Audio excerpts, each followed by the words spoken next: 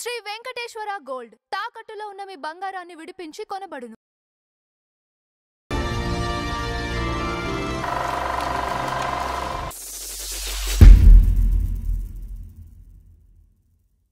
నమస్కారం నందమరిచంద్ర గారు. నమస్కారం అంజబాబు గారు. సార్, ఈ రోజు మన ఫ్లాష్ బ్యాక్ లో ప్లేబ్యాక్ సింగర్ పిబి శ్రీనివాస్ గారి గురించి మాట్లాడుతాం. పిబి శ్రీనివాసరావు గారు అంటేనండి, ఆయన అందరి హీరోలకి పాడారు. అక్కినే నాగేశ్వరరావుకేమో ప్రేమించుడులో ఈయన పాడింది మొత్తం అన్ని పాటలు. అది ఒక ఇదిలే అతనికి తగులే సరికొత్త సరదాలు చవి చూపెలే అంటే అదొక పాట. బుచ్చబ్బాయ్ పని కావాలోయ్, బుచ్చబ్బాయ్ పని కావాలోయ్, మేడ మీద మేడ గట్టి అంటూ ఆ పాట ఒకటి అదొకటి చేస్తారు. తర్వాత లేత మనసులో అందాల ఓ చిలక అందుకో నా లేక హర్నాథ్కి ఏమండి. ఇక రామారావు గారికి ఇంటికి దీపం ఇల్లాలిలో మన ఎవరికి ఎవరు కాపలా బంధాలన్నీ నీకేలా ఈ బంధాలన్నీ నీకేలా అదో పాట ఏమంటే. తర్వాత శాంతినివాసం జయ రఘురాం రఘురాం సీతామనోభిరామం జయ రఘురాం శ్రీ రఘురాం నాగయ్య గారు పాడతారు ఈ పాట. తర్వాత ఓహో గులాబీ బాల అందాల ప్రేమమాల జగ్గ గారు పాడతారు ఒక పిచ్చి సినిమా. ఆ సినిమా పేరు ఏమండి. తర్వాత ఇలాగా తర్వాత కృష్ణ గారికి చిట్టమ్మ చిలకమ్మ అంటూ అదొక ఆయనకు పాడారు. తర్వాత ఎక్కువగా విఠలాచారి గారి చిత్రాల్లో కాంతారావు గారికి పాడింది కాంతారావు మన ఈయనే పిబి శ్రీనివాసరావు. విఠలాచారి గారు ఆస్థాన విద్వాంసుడు ఎవరో పిబి శ్రీనివాస్ గారు. కాంతారావు గారు అక్కడక్కడ ఘంటసాల గారు పాడారు తప్ప మొత్తం పాటలన్నీ శ్రీనివాస్ గారే. 4 సాంగ్స్ ఇంకొక 4 సాంగ్స్ పాడనండి. మరి శ్రీనివాస్ గారి గురించి చెప్పొద్దండి, చెప్తానండి. ఆయన గురించి చెప్పిన తర్వాత పాటలు పాడుకుందాం. తెలుగే కాదు, తమిళ్ కూడా పాడండి, కన్నడ కూడా పాడేసేయండి. తమిళ్లో కూడా పాట ఉందండి ఒకటి. తర్వాత ఈయన చరిత్ర ఏంటో చెప్పనా, బాలసుబ్రహ్మణ్యం గారు ఎంఎస్ విశ్వనాథ్ గారి దగ్గరికి వెళ్ళి నాకు పాట అవకాశం ఇవ్వమంటే పాడిన పాట పిబి శ్రీనివాసరావు గారి పాటే. తమిళ్లో రాము పాడాడు కదా, రాములో ఎన్టీ రామారావు గారు ఘంటసాల గారు పాడారు చూసారా. కానీ అది ఫస్ట్ పిబి శ్రీనివాస గారు పాడారు. తర్వాత దాన్ని తీసేసి ఘంటసాల గారి చేత పాడించారు. మంటలు రేపే నెల రాజా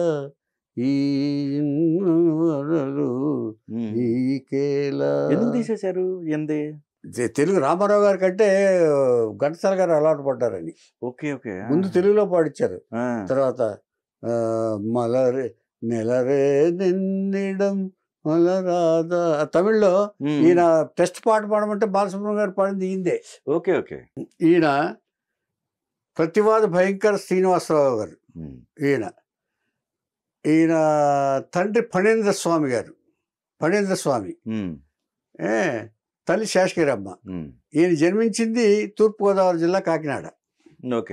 కాకినాడలో జన్మించారు. ఈయన కోఆపరేటివ్ రిజిస్ట్రార్గా పనిచేస్తారు తండ్రి గారు. తల్లి సంగీత విద్వాంసరాలు. ఈవిడ కూడా కళాకారులు. శ్రీనివాస్ గారికి అసలు ఫస్ట్ సంగీతం ఇంట్రెస్ట్ కలిగిందే తల్లి దగ్గర నుంచి. ఆవిడ ఆవిడ కిడాంబి వంశస్థురాలని పాసురాలు భజన ఈ పాటలు పాడతారు చూసారా, వాళ్ళకి సంతతికి చెందిన ఆవిడ తల్లి గారు. అందుకని ఆవిడ ఈ పాసురాలు అంటారు చూసారా, అవి పాడేది ఆవిడ. ఆ సంగీతంలో విద్వాంసురాలు ఆవిడ.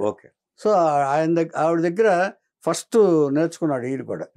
అంటే చాలా మంది తల్లులే ప్రథమ గురువులు అండి చాలా మందికి మనం చెప్పుకున్న వాళ్ళు ఎక్కువగా. ఏమండి. అయిన తర్వాత కాకినాడలో డిగ్రీ చదివి తర్వాత లా చదివాడు ఆయన మెడ్రాస్లో. లా చదివిన తర్వాత మెడ్రాస్లో ఉన్నారు కదా ఈయనకి సంగీతం తల్లి సంప్రదాయ గీతాలు పాసురాలు పాడేది కదండి ఆవిడ, అవన్నీ నేర్చుకున్నాడు ఈయన.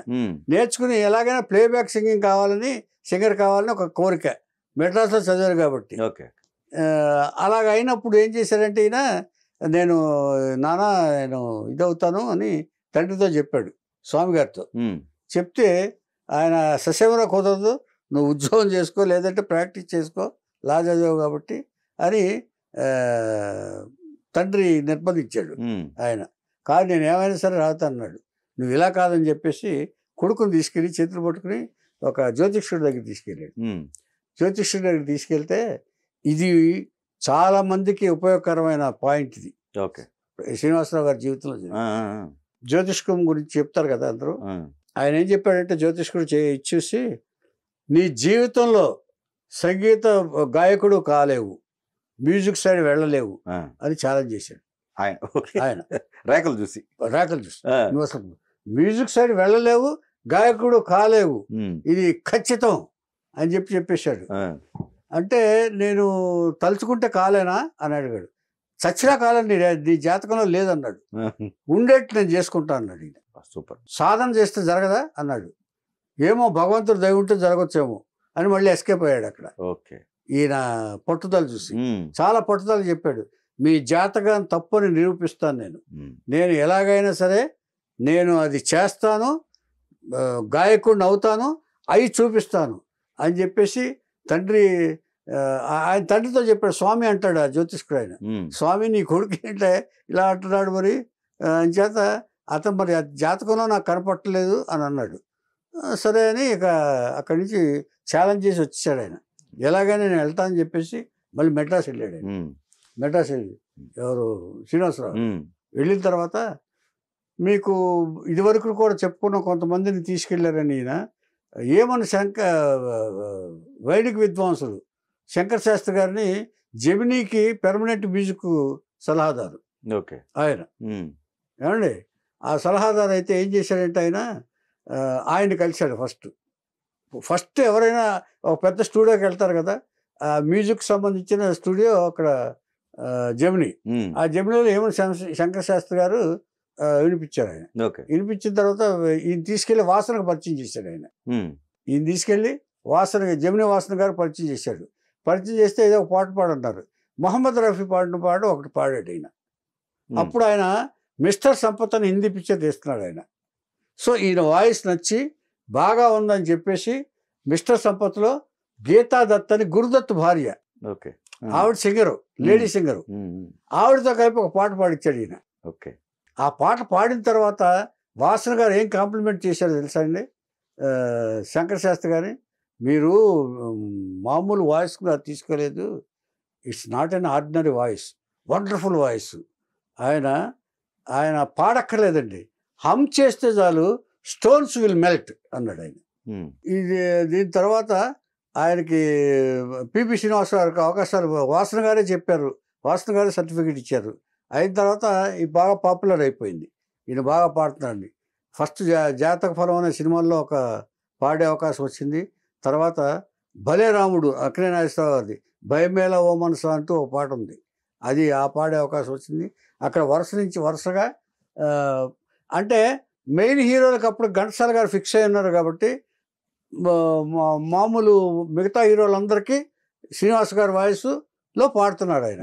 ఇప్పుడు శాంతి నివాసంలో జయరాఘరావు నాగయ్య గారికి ఇట్లాగనమాట. కాంతారావు గారికి ఎక్కువ పాడారు. బి విఠలాచారి గారు ఈయన వాయిస్ కనిపించి కాంతారావు గారికి పెర్ఫెక్ట్ వాయిస్ అని చెప్పేసి పిలిపించి ఆయన ప్రతి చిత్రాల్లో ఆయన ఎన్ని పిక్చర్లు తీస్తే అన్ని పిక్చర్లో కాంతారావు గారి వాయిస్ ఇచ్చేశాడు ఆయన. ఏమంటే తర్వాత మలయాళంలో 132 పాటలు పాడాడు ఆయన మలయాళంలో. తర్వాత ఈయనకి 9 భాషలు వచ్చు. 8 భాషల్లో ప్రణవం అనే గ్రంథం రాశాడు ఆయన 8 భాషలు. ఏమండి తర్వాత కథా రచయిత అయిన మంచి రోజు అనే సినిమాకి కథ రాశాడు ఈయన. ఏమండి తర్వాత ఈయన ఇక్కడితో వదిలిపెట్టలే, ఈయన వాయిస్కి మ్యాచింగ్ అని కర్ణాటక వెళ్ళాడు ఆయన. కర్ణాటక వెళ్తే రాజ్ కుమార్ గారికి ఒకసారి పాడారు ఆయన. అంటే ప్రతి వాళ్ళని అక్కడ ఇదివరకు మెడ్రాస్లోనే కాబట్టి ఈ రికార్డింగ్స్లో చూసిన తర్వాత ఒకరికొకరికి పరిచయాలు అవుతారు. ఈ వాయిస్ రాజ్ కుమార్ గారు బాగుంటుందని చెప్పి ఎవరు అనుకున్నారు. రాజ్ కుమార్ గారు కూడా గాయకుడే, కానీ అన్ని చిత్రాలకి పాడ్డా ఆయన. ఆయన ఒరిజినల్గా సంగీత దర్శకుడు, సంగీత బాగా పాడతాడు ఆయన. అప్పుడు శ్రీనివాస్ గారిని రాజ్ కుమార్కి పాడించారు ఒక చిత్రంలో. ఇక అక్కడి నుంచి వరుస చిత్రాల్లో దాదాపు 100 చిత్రాలు దాదాపు శ్రీనివాస్ గారు పెర్మనెంట్ వాయిస్ పెర్మనెంట్గా పాడాడు. దాదాపుగా 300 పాటలు పాడాడండి ఆయన. రాజ్ కుమార్ గారికి ఒక్కరికి 300 పైన వాయిస్ ఆఫ్. అందుకనే ఆయనకి కర్ణాటక రాజ్యోత్సవ అవార్డు, రాజ్ కుమార్ అవార్డు ఆయనకి ఇచ్చారు కర్ణాటక గవర్నమెంట్ కూడా. రాజ్ కుమార్ వాళ్ళు కూడా రాజ్ కుమార్ పేరు మీద అవార్డు కూడా శ్రీనివాస్ గారికే ఇచ్చారు. ఇలాగ ఇది అయిన తర్వాత ఆస్థాన విద్వాంసులు తర్వాత నాగేశ్వరరావు గారికి చెప్పాను మీకు. నాగేశ్వరరావు గారికి ఏమో ప్రేమించి చూడలో చెప్పాడు, వెన్నెల రేయి ఎంతో చలి చలి వెచ్చని దానా ఆవేనా చెల్లి. ఇందాక అడిగారు ఇలాగ ఏమండి. తర్వాత వరుసగా నాగేశ్వరరావు గారికి అక్కడ పాడాడు ఆయన. ఇక ఎన్టీ రామారావు గారికి అయితే 3-4 పిక్చర్లు పాడాడు. ఇంటికి దీపం వెళ్ళాలి, ఆడబ్రతుకు, గుడి గంటలు, వీటన్ని గుడి గంటల్లో జగ్గే గారికి పాడాడు పాటల్లో. ఏమండి ఇలాగ వరుసగా అందరి హీరోలకి పాడుకుంటూ వస్తున్నాడు ఆయన. ఈ తర్వాత ఈయన ఎక్కడికి వెళ్తే అక్కడ ఈయన ఉర్దూ బాగా నేర్చుకున్నాడు. ఈయన ఉర్దూ కూడా కవిత్వాలు రాస్తాడు ఆయన, కవిత్వాలు. ఏమండి ఆ తర్వాత ఈయన ప్రణవం అనే గ్రంథం రాశారని చెప్పి 8 భాషల్లో. ఆ తర్వాత 72 మేళ కర్తలు రాగాలు కట్టి బాలసుబ్రహ్మణ్యం గారు మన బాలమురళీ కృష్ణ గారు చేస్తారే అలాగే ఓన్గా 72 రాగాలతోటి మేళ రాగాలతోటి ఒక కీర్తన ఇది చేశాడు, రాగం కనిపెట్టాడు పిబి శ్రీనివాస్. ఉర్దూలో షాబాస్ అనే గ్రంథం రాశాడు ఆయన. షాబాస్ ఈయన ఎప్పుడు కూడా ఏదో ఒకటి రాద్దామని ఉంటాడండి. చేతి నిండా పుస్తకాలు ఉంటాయి, 4 పెన్నులు ఉంటాయి. ఏమండి ఒక టోపీ పెట్టుకుంటాడు సాదా సీదాగా, ఎప్పుడు ఒక హాఫ్ షర్టు, ఆర్భాటం అనేది ఉండదు. ఏమండి తర్వాత ఒక మేధావికి ఎలాంటి లక్షణాలు ఉంటాయో ఆ లక్షణాలతో అన్నీ ఉంటాయి. ప్రతిదీ ఏదో ఒకటి రాసుకుంటూ ఉంటాడు ఆయన ఈ పెన్నులు పెట్టుకుని. ఈయనకి జయేంద్ర సరస్వతి స్వామి గారు సంగీత రత్న, సంగీత నాదమణి అనే 2 బిరుదులు ఇచ్చాడు ఆయన. తర్వాత ఆరిజోనా యూనివర్సిటీ, విదేశీ యూనివర్సిటీ, ఈయన సంగీతం సాహిత్యంలో చేసిన కృషికి ఇచ్చేదంటే అంతకుముందు మ్యాన్ టు మూన్ చెప్పాను కదా, అది అమెరికా ప్రెసిడెంట్కి పంపించాడు ఆయన. ఏది ఆయన రాసిన పాట man to moon, moon to God, అది యుఎస్ ప్రెసిడెంట్కి పంపించాడు ఆయన. ఎంచేత గొప్ప అచీవ్మెంట్ అని వాళ్ళు చేసింది. ఏమండి ఆరిజోనా యూనివర్సిటీ ఏం చేసిందంటే ఈయనకి డాక్టరేట్ ఇచ్చింది. సో ఫస్ట్ సింగరు ఒక విదేశీ యూనివర్సిటీ నుంచి డాక్టరేట్ పొందిన పిబి శ్రీనివాస్ గారు. కానీ ఈయన ఏంటంటే ఎన్ని చేసినా కూడా ఒక 3000కు మించి పాటలు పాడలే ఆయన. ఎందుకంటే ఆయన ఒక టిపికల్ వాయిస్, అందరికీ సరిపోయేది కాదు. వచ్చేదంటే మేజర్ హీరోలు అందరూ ఆక్యుపై చేశారు. ఘంటసాల గారిది, ఘంటసాల గారు ఉన్నంత వరకు. ఆ తర్వాత రామకృష్ణ వచ్చాడు మ్యాచింగ్ గారు, ఆ తర్వాత బాలసుబ్రహ్మణ్యం గారు వచ్చాడు. సో అంచేత ఈయన 3000 పాటల కంటే ఎక్కువ పాడలేకపోయారు. పాడలేకపోయిన తర్వాత అసంతృప్తి ఏం లేదు. బాలసుబ్రహ్మణ్యం గారు అందరూ వీళ్ళందరినీ గౌరవించారు, వీళ్ళు వచ్చి సన్మానం చేశారు శ్రీనివాసరావు గారికి. ఇలా ఉంటున్న ఈయనకి 4 కుమారులు, ఒక కుమార్తెతోటి హ్యాపీయెస్ట్ ఫ్యామిలీ గడుపుతూ సింపుల్ లైఫ్ గడుపుతూ ఆయన 82వ ఏట మరణించారు. ఇది పిబి శ్రీనివాసరావు గారు ఇది. కానీ ఆయన ఎక్కడ చేసినా కూడా ఆయన విద్య కోసం పుస్తకాలు చదవటం కానీ రచనలు కానీ ఎప్పుడు చనిపోయే వరకు మారలేదు. ఆయన మార్నింగ్ లేచి ఆ కూర్చుని నేను చూశాను. అది ఆయన ఇల్లు మా ఇంటి పక్కనే, నేను ఆ ఇంటి పక్కనే ఉండేవాడు. చూసి పొద్దునే కూర్చొని ఏదో రాసుకుంటూ కూర్చునేవాడు ఆయన. తర్వాత ఇది చిన్నప్పుడు కూడా ఆయనంటే ఆ థియేటర్ దగ్గర విని ఆ పాటలు విని నోట్స్ రాసుకుని ప్రాక్టీస్ చేసేవాడు అండి. అది విన్నాను నేను చిన్నప్పుడు. అంటే పెద్ద హీరోల జోన్లో పడినట్టయితే అంటే తెలుగులో నేను చెప్పేది ఘంటసాల గారు ఖాళీ లేనప్పుడు ఈయన ఈయన పాడేవారు. అదే అదే ఈయన పాడగారు. ఇప్పుడు కన్నడ ఓకే, కన్నడలో అసలు వాయిస్ ఆఫ్ రాజ్ కుమార్ అని బిరుదిచ్చారు. కరెక్ట్, అదే అదే voice of Raj Kumar, Kannada Rajyotsava award, అవును రాజ్ కుమార్ గారిది అవార్డు మొత్తం వచ్చినాయండి ఈయనకి. కరెక్ట్. అంటే తెలుగులో ఆ ప్లేస్ దక్కల ఆయనకి. ఒకవేళ ఉన్నట్టయితే కాంతారావు గారికి పాడారు. అవును, ఒక్క విఠలాచార్య గారు ఆస్థాన విద్వాంసుడు ఆయన. ఓకే, విఠలాచార్య గారికి ఆస్థాన విద్వాంసుడు ఒక రకంగా చెప్పాలంటే. ఈయన లేకపోతే పాట ఏ పాటలను తీసుకుంటే కాంతారావు గారికి ఈయనే పాడాడు. అండ్ ఇంకోటి ఆ జాతకం చెప్పిన ఆయన మరి ఇన్ని పాటలు మెయిన్ అది మరి ఆయన అసలు నీ జీవితంలో లేదు అంటే ఏ మనిషి కనపట్లేదు, ఏ మనిషి అయినా సరే అంచేత ఈ రేఖలు నమ్ముకుని అదృష్టాన్ని ఏదో జాతకాన్ని ఎవరో చెప్పారని మనం నిరాశపడిపోయి మన జీవితాన్ని డిసప్పాయింట్ అయ్యి మన కృషిని మానుకోవద్దు. అవును, మన సంకల్ప బలం ఉంటే మనం ఏదైనా సాధించగలం అని చెప్పి మన పివి శ్రీనివాసరావు నిరూపించారు. ఇప్పుడు అంటే ఒక విధంగా ఆయన జీవితం మనకి చాలా మందికి మార్గదర్శకం నా ఉద్దేశంలో. ఎందుకంటేనండి జాతకాన్ని నమ్ముంటే అక్కడే ఉండి ఏదో పాత కాకినాడలో ఉద్యోగం చేసినవాడు పివి శ్రీనివాస్ గారు. ఏమండి ఆయన చేసిన మరి సంగీత సాధన ఎన్ని పాటలు పాడారంటే ఎంత మంచి పాటలు పాడారు ఆయన. అంచేత ఆయన సంగీత కళానిధి కూడా, సంగీత నాదమణి శంకరాచార్య అజయేంద్ర సరస్వతి గారు ఇచ్చారంటే ఆరిజోనా యూనివర్సిటీ ఇచ్చిందంటే దాన్ని బట్టి అర్థం చేసుకోండి. ఫారిన్ యూనివర్సిటీ ఏకాకి సంగీతం. ఆయన వేషధారణ ఎందుకండి ఆ పైన అది మొత్తం అది అంటే ఆ నార్త్ వెళ్ళినప్పుడు ఆయన కాదండి, ఆ ఫ్యామిలీలో వచ్చింది ఏంటంటే ఆ విద్వాంసులు వేసుకుంటారు చూసారు. కర్ణాటకలో వెళ్ళారు కదా ఎక్కువ. కర్ణాటకలో ఎప్పుడు కూడా మీరు ఇవి వేసుకుంటారు వీళ్ళు విద్వాంసులు ఎప్పుడు కూడా. ఎక్కువగా రాజ్ కుమార్ గారికి పాడినప్పుడు ఎవరో అది ఆయనకి కిరీటం లాగా ఇచ్చారు. అప్పటి నుంచి అది వేసుకుంటాం మొదలు పెట్టారు ఆయన. కర్ణాటకలో మంచి పేరండి. మనకి తెలుగులో ఘంటసాల గారికి ఎంతో, కర్ణాటకలో పివి శ్రీనివాస్ గారికి అంత పేరుంది. ఆ తర్వాత బాలసుబ్రహ్మణ్యం వెళ్ళి డామినేట్ చేశారు. అది ఇక ఆ తర్వాత బాలసుబ్రహ్మణ్యం గారికి అందరికీ పాడటం మొదలు పెట్టాడు ఎక్సెప్ట్ రాజ్ కుమార్ గారికి.